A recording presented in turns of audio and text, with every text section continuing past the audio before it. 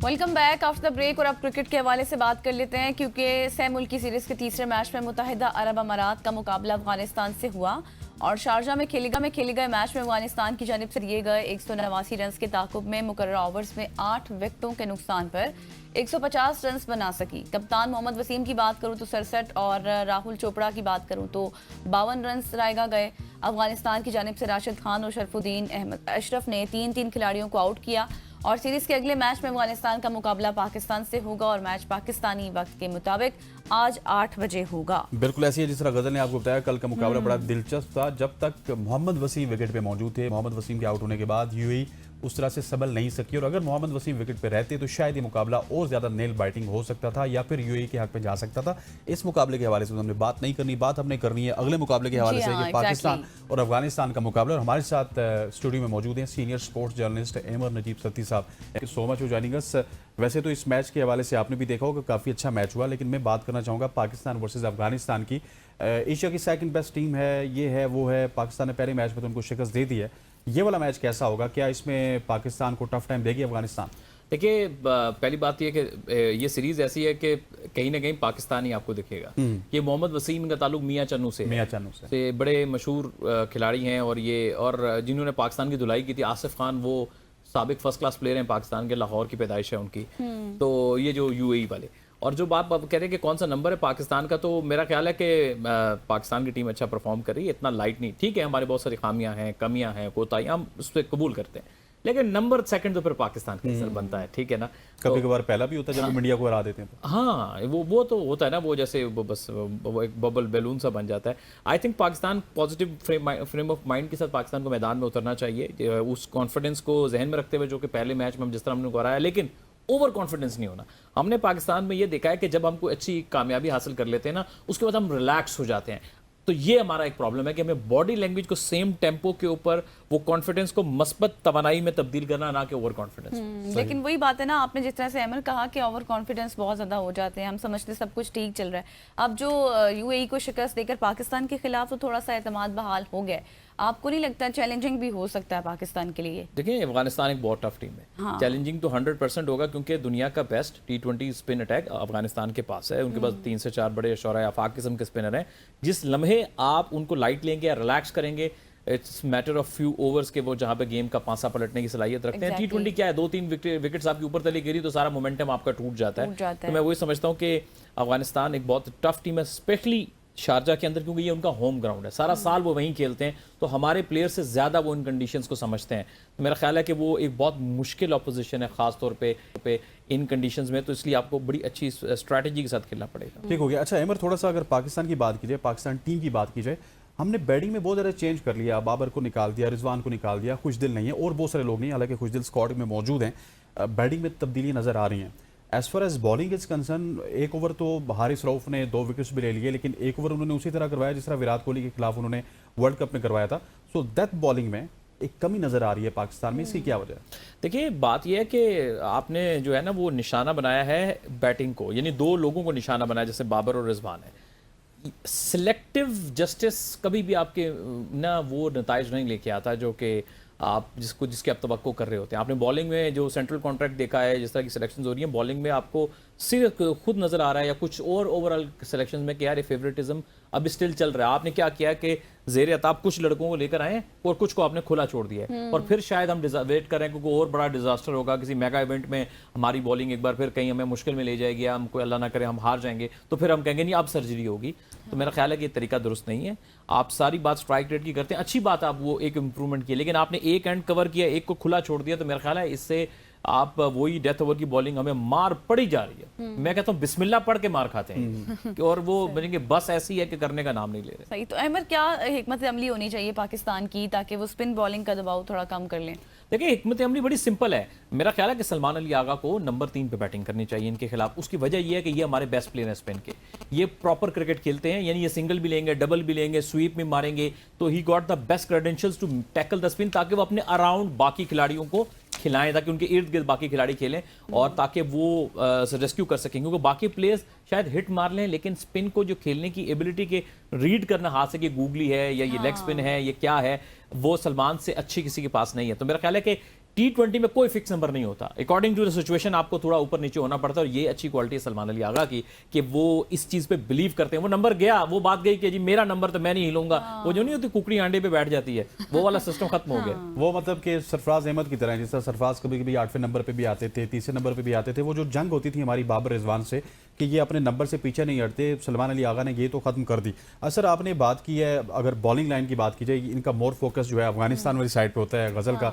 मैं चाहता हूँ पाकिस्तान की बात की जाए, हमारी ओपनिंग भी ठीक है, शाहीन शाह अफरीदी ओपनिंग में तो अच्छी बॉलिंग कर लेते हैं। मिडिल ऑर्डर में जो हमें प्रॉब्लम होता था 6 से लेकर 15 ओवर तक, मैं मिडिल की बॉलिंग की बात करूँ, शादाब आके रन देते थे, नवाज रन देते थे, नवाज इंप्रूव हो गए, फ़हीम अशरफ इंप्रूव हो गए, सुफियान मुकीम ने बड़ा इंपैक्ट डाला है। सो आखिरी के 5 ओवर्स में आपको वीक लिंक शाहीन शाह अफरीदी लगता है या फिर हारिस रऊफ लगते हैं? देखिए हारिस रऊफ तो वीक लिंक है ही है।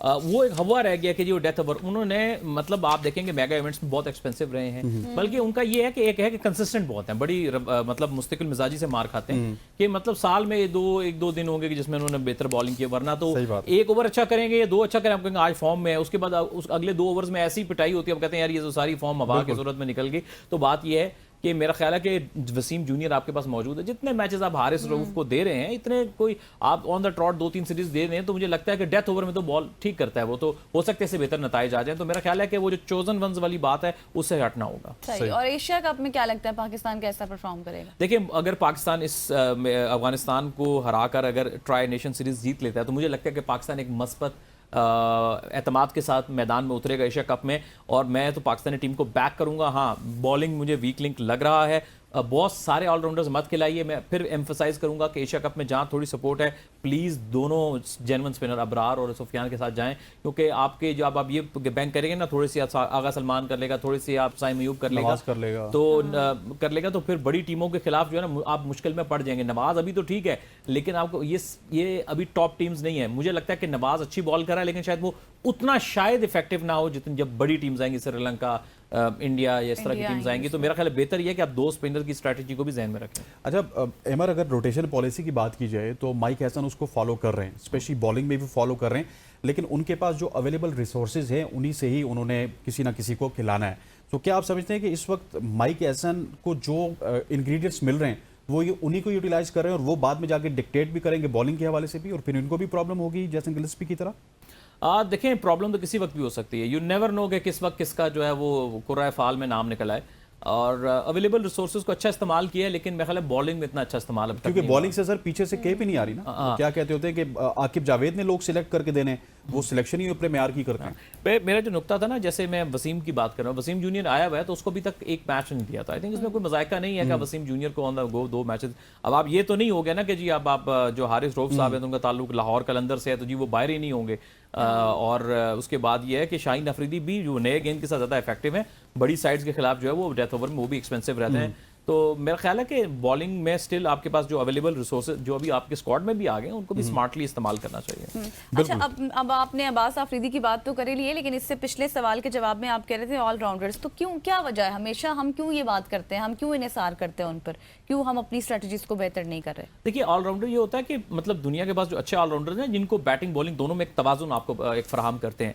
पाकिस्तान के पास अनफॉर्चुनेटली जैसे फ़हीम अशरफ है वो भी कंडीशंस के प्लेयर हैं कि अच्छी बैटिंग कंडीशंस हो जाएंगी तो बैटिंग में अगर उसके 15 रन के लिए आप उसको खिला रहे हैं, आखिर में आएंगे और 2 छक्के मार देंगे, उतने तो वो 1 ओवर की बॉलिंग में भी दे देते हैं ना। तो फायदा नहीं है। देखें आपका अब्बास आफरीदी पिछले 1 साल में देखेंगे तो सबसे ज्यादा इंप्रेसिव जो फास्ट बॉलिंग ऑलराउंडर था आपकी वाइट बॉल क्रिकेट में, स्पेशली T20s में, अब्बास आफरीदी था। उस बेचारे को पिछली 3 सीरीज में उन्होंने ड्रॉप कर दिया है।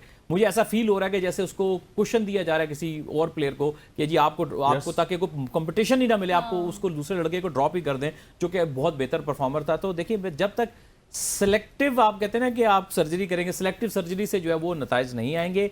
अब्बास आफरीदी लाजिमुल मलजूम है पाकिस्तान के लिए T20 वर्ल्ड कप में, क्योंकि वो पूरे 4 ओवर का बॉलर है और बैटिंग अच्छी पावर हिटिंग करता है जिन नंबरों पे जितनी आपको चाहिए होती है। अगर आप 4 ओवर की बॉलर नहीं है ना तो आप ये फिर रेलू कट्टे टाइप हो जाते हैं, सॉरी टू से, कि आप 10-15 रन कर लिए, 2 ओवर कर लिए, ये नहीं। बॉलर पूरे 4 ओवर वाला में ऑलराउंडर चाहिए जो कि बैटिंग में निचले नंबरों पे जितना भी चिप इन कर ले वो बोनस होगा। बिल्कुल ऐसी। और जिस तरह साइम अयूब को बॉलिंग में यूटिलाइज किया जा रहा है, क्या आप समझते हैं कि हमारे पास मोहम्मद हफीज़ की सूरत में एक ओपनर होते थे, बड़े अच्छे बॉलर भी होते थे, ऑफ स्पिन बॉलिंग करते थे, उसी तरह की उनकी कमी साइम अयूब पूरी कर सकते हैं? देखिए अभी तो वक्त लगेगा, क्योंकि साइम अयूब अभी बहुत सलाहियत है, लेकिन अभी इतने काबिल एतमाद स्पिनर नहीं है, क्योंकि वो कैरम बॉल ही कर रहे होते हैं, बेसिकली वो ऑफ स्पिनर है।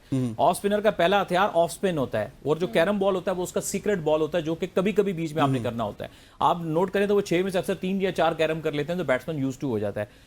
फिर उनको फर्स्ट क्लास क्रिकेट में लंबी बॉलिंग करनी पड़ेगी ताकि वो एज एन प्रॉपर ऑलराउंडर बन जाए। मेरा ख्याल है अभी वो अभी पार्ट टाइमर की सिचुएशन में खड़े, अच्छी बात है उनके अंदर एबिलिटी है।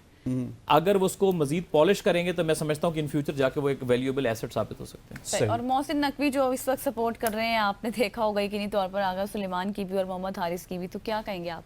देखिए, मोहसिन नकवी साहब जो हमारे चेयरमैन पीसीबी हैं, उनका सपोर्ट करना दुरुस्त है, अपने प्लेयर्स को सपोर्ट करना चाहिए। मैं तो इसको बैक करूंगा अपने प्लेयर को, लेकिन जिस आर्टिकल को उन्होंने किया ना, वो मेरा ख्याल है कि उसने अच्छी खासी एक बात को एक थोड़ा सा कंट्रोवर्सी वाली साइड पर ले गया।